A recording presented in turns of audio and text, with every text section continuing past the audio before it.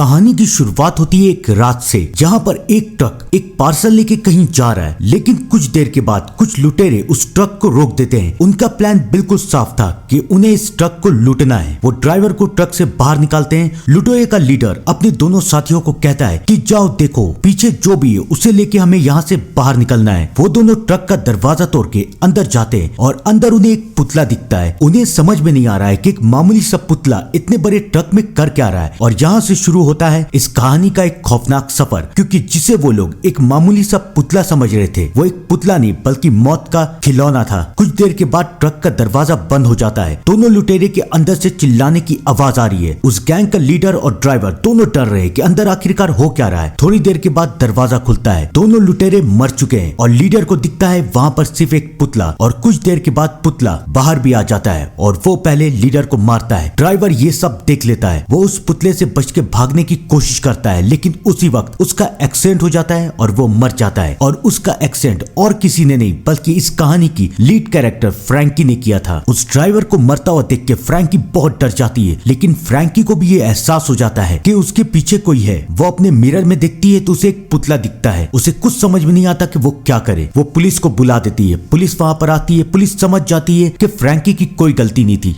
Driver बिना देखे road को क्रॉस कर रहा था। वो लोग फ्रैंकी को छोड़ देते हैं। फ्रैंकी अपने घर जा रही है। वो अपने बॉयफ्रेंड स्टीव के साथ रहती थी। फ्रैंकी एक लॉयर बनना चाहती थी और वो अपने लॉ कॉलेज के फाइनल ईयर में थी और उसका बॉयफ्रेंड स्टीव अपनी पीएचडी कंप्लीट कर रहा था। फ्रैंकी का इस दुनिया में कोई नहीं था। फ्रैंकी के माँ बाप भी कुछ साल पहले मर गए थे और अब इसकी दुनिया में उसके दोस्तों और उसके बॉयफ्रेंड स्टीव के अलावा उसका कोई नहीं था। और आज उसके साथ ये हादसा हो गया। वो अपने बॉयफ्रेंड स्टीव को सब कुछ बता देती है। स्टीव फ्रैंकी को समझाता है कि तुम्हारी गलती नहीं थी। पुलिस वालों ने ये कह दिया ना कि तुम्हारी गलती नहीं थी, तुम परेशान मत हो। और उसके बाद स्टीव फ्रैंकी से कहता है कि मैं जाके अपने कॉलेज में छुट्टी मांगता हूँ और कुछ दिन की छुट्टी के बाद मैं तुम्हारे साथ वक्त बिताऊंगा। शायद स्टीव फ्रैंकी से बहुत प्यार करता था। स्टीव वहाँ से चला जाता है। फ्रैंकी घर में अकेली है, लेकिन बार बार उसे ये एहसास हो रहा है कि इस घर में उसके अलावा भी कोई है। उसे बार बार वो पुतला नजर आ रहा है। उसे ऐसा लग रहा है कि शायद वो पुतला उसका पीछा कर रहा है। उसे कुछ समझ में नहीं आ रहा कि वो क्या करे। लेकिन कुछ देर के बाद वहाँ पर उसकी बेस्ट फ्रेंड लूसी आती है। लूसी फ्रैंकी को समझाती है कि तुम्हारे घर में कुछ भी नहीं है, तुम्हें बस टेंशन हो रही है। और उसके बाद लूसी फ्रैंकी को लेके अपने दोस्त इजाबेल के बर्थडे पार्टी में जाती है। फ्रैंकी ये बात अपने सारे दोस्तों को बता देती है। उस ग्रुप में जोना नाम का एक लड़का भी था जो कि फ्रैंकी से बहुत ज्यादा प्यार करता था, लेकिन उसने आज तक ये बात फ्रैंकी को कभी नहीं बताई। पूरा ग्रुप इस बारे में जानता था, फ्रैंकी भी जानती थी, लेकिन जोना आज तक अपनी दिल की बात फ्रैंकी को कभी नहीं बता पाया। सारे दोस्त फ्रैंकी को समझाते हैं कि सब कुछ भूल जाओ, सब कुछ ठीक हो जाएगा। फ्रैंकी जोना से कहती है कि तुम्हें मेरे पे यकीन है ना। जोना उसे कहता है कि मुझे तुम पे यकीन है। जोना और फ्रैंकी बात ही कर रहे थे, तभी जोना की नजर उस पार्टी में एक पुतले पे जाती है। उसे लगता है कि कहीं ये वही पुतला तो नहीं जिसके बारे में फ्रैंकी बात कर रही है। इससे पहले जोना कुछ बोल पाता, उसकी दोस्त मॉली उसके सामने आ जाती है और उसके बाद वो पुतला वहाँ से गायब हो जाता है। जोना को भी समझ में नहीं आता कि ये सब क्या हुआ, लेकिन अब पार्टी खत्म हो चुकी है। सारे दोस्त घर जा रहे हैं, लेकिन मॉली फ्रैंकी को कहती है कि हम दोनों कुछ देर यहाँ पर और रुकते हैं, बाकी सबको जाने दो। सब चले जाते हैं। मॉली और फ्रैंकी उस क्लब में, लेकिन कुछ देर के बाद फ्रैंकी की तबीयत खराब होना शुरू हो जाती है। उसे समझ में नहीं आ रहा है कि क्या हो रहा है। वो बाथरूम जाती है, लेकिन जब वो बाथरूम से बाहर आती तो देखती है कि उस पार्टी के सारे लोग मर चुके हैं। वहाँ पर सिर्फ अकेली मॉली है और डीजे के जगह पे वो पुतला खड़ा है। फ्रैंकी और मॉली उस पुतले को देख रही, यानी कि उस पुतले ने सबको मार दिया। लेकिन वो पुतला चाहता क्या था, वो क्यों फ्रैंकी के पीछे पड़ा था? उसे देख के मॉली और फ्रैंकी दोनों वहां से भागती है। मॉली को समझ में आ चुका था कि उसके बचने का बस एक ही तरीका है कि अगर वो अपने दोस्त फ्रैंकी को फंसा दे। वो फ्रैंकी को उस क्लब में बंद करके चली जाती है। अब फ्रैंकी को ऐसा लग रहा है कि शायद वो पुतला उसे मार देगा, लेकिन होता इसका उल्टा है। वो पुतला मॉली को मार देता है। फ्रैंकी को समझ में नहीं आ रहा कि ये क्या हो रहा है। और इन सारी बातों से अनजान फ्रैंकी के सारे दोस्त आपस में बात कर रहे हैं कि फ्रैंकी के साथ अच्छा नहीं हुआ। उसकी जिंदगी में इतनी सारी परेशानी है और उस पे से उसका बॉयफ्रेंड स्टीव जो कि उसके किसी भी दोस्त को पसंद नहीं है। सब कोई जोना से कहते हैं कि तुम फ्रैंकी से अपने दिल की बात क्यों नहीं कहते, लेकिन इससे पहले जोना कुछ बोल पाता, वहां पर फ्रैंकी आ जाती है। फ्रैंकी के पूरे कपड़ों में उसके चेहरे पे खून के दाग है और फ्रैंकी सबको बता देती है कि मॉली भी मर चुकी है। कुछ देर के बाद वहां पुलिस भी आ जाती है और स्टीव भी। स्टीव फ्रैंकी को लेके वहां से चला जाता है और सारे दोस्त परेशान हो जाते हैं कि उसकी दोस्त मॉली आखिरकार मरी कैसे। लेकिन उनमें से किसी को भी फ्रैंकी की बातों पे यकीन नहीं है कि कोई पुतला, कोई मैनीक्वीन किसी को मार कैसे सकता है। अब जोना भी इन सारी बातों से परेशान हो चुका है। जोना वहां से चला जाता है, लेकिन उन सब में से किसी को पता नहीं था कि यहाँ से शुरू होगा इस कहानी का एक खौफनाक सफर। जोना अपने घर की तरफ जा रहा है और जोना को ये एहसास होता है कि उसके पीछे भी कोई है।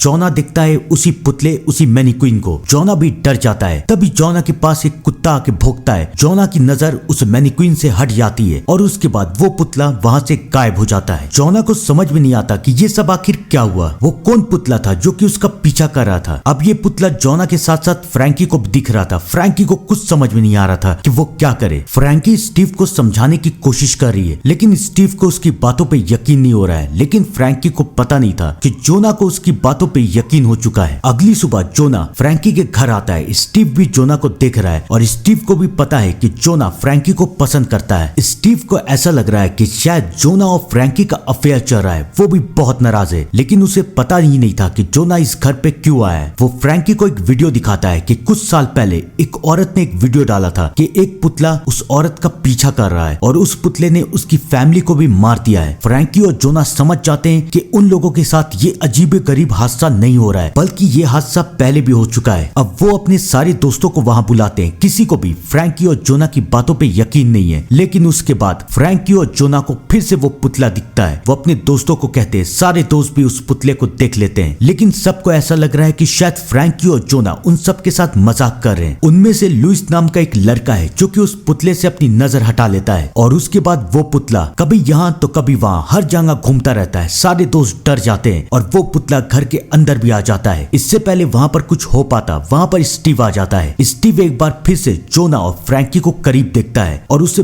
बहुत खराब लग रहा है। वो सारे दोस्तों को वहां से जाने के लिए कहता है। सब कोई फ्रैंकी के घर से जा चुके हैं और स्टीव फ्रैंकी को समझाता है कि ये सब कुछ नहीं हो रहा है, ये सब तुम्हारी गलतफहमी है, इन सारी बातों पे यकीन मत करो। फ्रैंकी को समझ में नहीं आ रहा था कि वो स्टीव को कैसे समझाए, लेकिन खौफनाक सफर तो अभी शुरू हुआ था, क्योंकि जो पुतला सिर्फ फ्रैंकी और जोना को दिख रहा था, अब वो पुतला अब सारे दोस्तों को दिख रहा था। किसी को समझ में नहीं आ रहा था कि ये पुतला उनसे चाहता क्या है। अब सारे दोस्तों को डर लग रहा है, लेकिन उनमें से लुइस नाम का एक लड़का है जिसे इन सारी बातों पे यकीन नहीं है। उसे लगता है कि ये सारी बातें बकवास है। वो जोना को कहता है कि मुझे इन सारी बातों पे यकीन नहीं है, मैं जा रहा हूँ स्विमिंग करने। वो स्विमिंग करने तो जरूर जाता है, लेकिन उसके बाद वो पुतला भी उसके पास आ जाता है और अब उस पुतले को लुइस को यकीन दिलाना था और यकीन के साथ साथ उसे लुइस को मौत भी देनी थी। वो लुइस को मार देता है। अब लुइस भी मर चुका है। जोना को समझ में नहीं आ रहा था कि वो क्या करे। धीरे धीरे करके उसके सारे दोस्त मरते जा रहे और जोना को ये पता है कि अगर उसने कुछ नहीं किया तो वो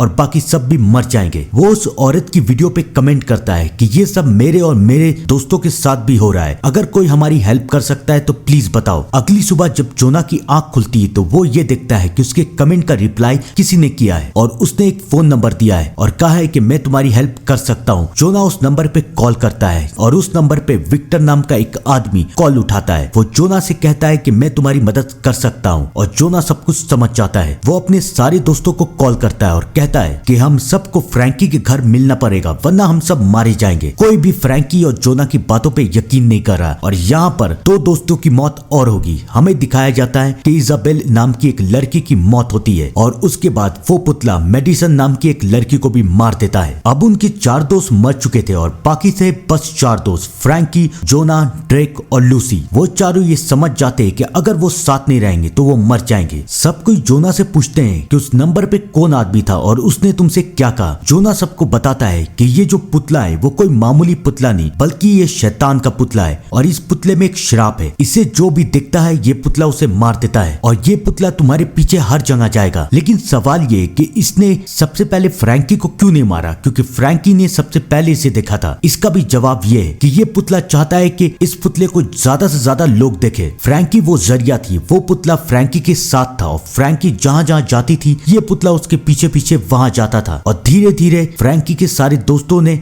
इस पुतले को देख लिया और श्राप सबके ऊपर चला गया। अब सारे दोस्त ये समझ चुके हैं कि ये एक श्राप है जो कि फैलता है। अब चारों दोस्त इस घर से बाहर नहीं निकलेंगे क्योंकि उन्हें इस श्राप को किसी और को नहीं देना था। और अब ये पुतला ये सारी बातें समझ चुका है और अब ये चारों उसके किसी काम के नहीं, तो अब इस चारों की मौत आएगी। वो पुतला घर में घुस जाता है, किसी को समझ में नहीं आ रहा कि वो क्या करे। लेकिन उसके बाद वहां पर स्टीव आ जाता है। स्टीव को अभी भी ऐसा लग रहा है कि जोना और फ्रैंकी का अफेयर चल रहा है। फ्रैंकी स्टीव को समझाने की कोशिश करती है लेकिन अब स्टीव को बहुत गुस्सा आ रहा है। फ्रैंकी और बाकी सबको फिर से वो पुतला दिखता है और अब स्टीव को इतना गुस्सा आ चुका है कि वो उस पुतले के पास जाता है, उस पुतले को धक्का देता है और कहता है कि ये एक मामूली सा पुतला है, तुम सब इतना डर क्यों रहे हो। और उसके बाद स्टीव वहां से चला जाता है। किसी को समझ में नहीं आ रहा है कि ये पुतला यहाँ से हिल क्यों नहीं रहा है। ये तो एक पल में यहाँ और दूसरे पल में वहां जा सकता है, तो फिर ये पुतला हिल क्यों नहीं रहा। और उसके बाद फ्रैंकी को सब कुछ समझ आ जाता है। फ्रैंकी कहती है कि जब तक तुम इस पुतले को देखते रहोगे इस पुतले के अंदर शक्ति नहीं आएगी और ये पुतला हिल नहीं पाएगा। इस पुतले के अंदर शक्ति तब आती है जब तुम अपनी नजर इस पुतले से हटाओ। याद करो पहली बार जब ये पुतला आया था ड्राइवर के टाइम पे, तब मैं ड्राइवर को देखने के लिए इस पुतले से अपनी आंख हटा ली थी। और जब ये पुतला जोना को दिखा तो पहले तो जोना के सामने मौली आ गई जिससे जोना की नजर इस पुतले से हट गई और दूसरी बार जोना के सामने कुत्ता आ गया और तब जोना की नजर इस पुतले से हट गई और तभी पुतला अपनी जगह से हिल सकता था। फ्रैंकी ये कहती है कि इस पुतले को मारने के लिए विक्टर यहाँ पर आ रहा है, इससे पहले हम इस पुतले को यहाँ से हिलने नहीं देंगे। हम बारी बारी शिफ्ट करके इस पुतले के ऊपर नजर रखेंगे, हमारे ऐसा करने से पुतला हिलेगा नहीं। अब सबको ये फैसला कर लेते हैं कि सब कोई ऐसा ही करेंगे। सबसे पहले बारी आती है ट्रेक की। ट्रेक उस पुतले को देख रहा है। जोना और फ्रैंकी भी एक दूसरे से बात कर रहे हैं और स्टीव भी ये सब देख रहा है। अब उसे बहुत गुस्सा आ रहा है। उसे यकीन हो चुका है कि जोना और फ्रैंकी का अफेयर चल रहा है और अब फ्रैंकी उसे छोड़ने वाली है। उसे इतना गुस्सा आता है कि वो उस पुतले को जाके जला देता है। वो पुतला जल रहा है और स्टीव हंस रहा है। वो चारों डर रहे हैं क्योंकि उन्हें पता है कि कुछ ना कुछ तो जरूर होगा। स्टीव घर के अंदर जाता है और उसके बाद स्टीव के चिल्लाने की आवाज आती है। बाहर स्टीव नहीं आता, स्टीव का शरीर आता है और उसके बाद पुतला अपने हाथों में स्टीव का सर लेके बाहर निकलता है। अब वो चारों समझ चुके थे कि ये पुतला उन चारों को छोड़ेगा नहीं क्योंकि इन चारों को उस पुतले की कमजोरी पता चल चुकी थी। अब घर की लाइट ऑफ हो जाती है। वो चारों दो के ग्रुप में काम कर रहे हैं ताकि वो अगर उस पुतले को देख ले तो उस पुतले को देखते रहे और उसे एक जगह पे रोक सके। ट्रेक और जोना नीचे बेसमेंट की तरफ जाते हैं लाइट ऑन करने के लिए। वो लाइट तो ऑन कर देते हैं लेकिन अब बारी ट्रेक की थी। वो पुतला ट्रेक को भी मार देता है। अब तीनों डर जाते हैं, उन्हें समझ में नहीं आ रहा कि वो क्या करे। और उसके बाद वहां पर विक्टर आता है। विक्टर उनकी आखिरी उम्मीद थी। उन्हें ऐसा लग रहा था कि विक्टर उन्हें इन सारी प्रॉब्लम से बचा लेगा। विक्टर उनसे पूछता है कि क्या तुम तीनों के अलावा ऐसा कोई भी है जो कि उस पुतले को देख सकता है। तीनों मना करते हैं। विक्टर तो खुद भी अंधा था तो वो तो पुतले को देख नहीं सकता। विक्टर उन्हें बताता है कि इस पुतले ने उसकी पूरी फैमिली को मार दी। विक्टर सिर्फ इसलिए बच गया क्योंकि विक्टर उस पुतले को देख नहीं सकता। विक्टर फ्रैंकी से कॉफी मांगता है। फ्रैंकी कॉफी लेने के लिए वहां से जाती है। जोना भी फ्रैंकी की मदद करने के लिए जा रहा है। लेकिन उसके बाद इस कहानी का सबसे बड़ा क्लाइमेक्स आता है क्योंकि विक्टर सबसे पहले लूसी को मारता है और उसके बाद वो जोना के ऊपर हमला कर देता है। और वहां दूसरी तरफ किचन में फ्रैंकी उस पुतले को देख लेती है। फ्रैंकी को पता है कि अगर वो उस पुतले से अपनी नजर हटाएगी तो वो पुतला इधर उधर भाग सकता है। वो अपने दोस्तों को आवाज दे रही है लेकिन उसे पता भी नहीं है कि उसके दोस्तों के साथ हुआ क्या है। और अब विक्टर फ्रैंकी को भी मारना चाहता है। वो विक्टर फ्रैंकी के ऊपर हमला कर देता है। फ्रैंकी बचने की कोशिश करती है। वो विक्टर से पूछती है कि तुम ये क्यों कर रहे हो, तो विक्टर उसे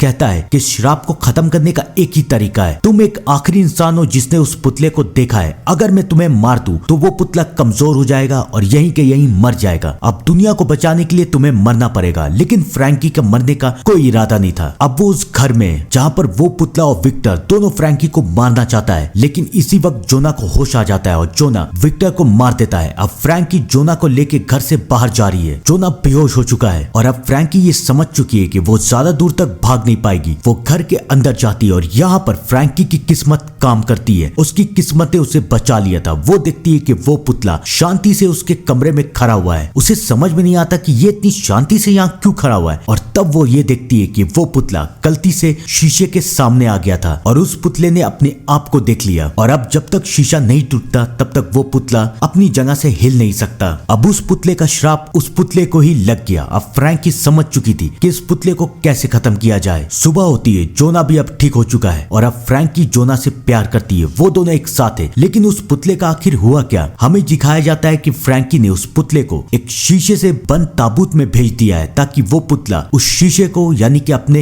रिफ्लेक्शन को देखता रहे और वहां से हिल ना सके। लेकिन क्या ये सब इतनी आसानी से खत्म हो जाएगा? मुझे नहीं लगता। हमें ये दिखाया जाता है कि वो बॉक्स का शीशा टूट जाता है और वो पुतला वहां से बाहर निकल के आजाद हो चुका है और यहाँ से शुरू होता है इस कहानी का एक और खौफनाक सफर। मुझे लगता है इसका पार्ट 2 भी आना चाहिए। आप लोग भी कमेंट में जरूर बताइए कि आपको क्या लगता है। तब तक के लिए thank you and good bye.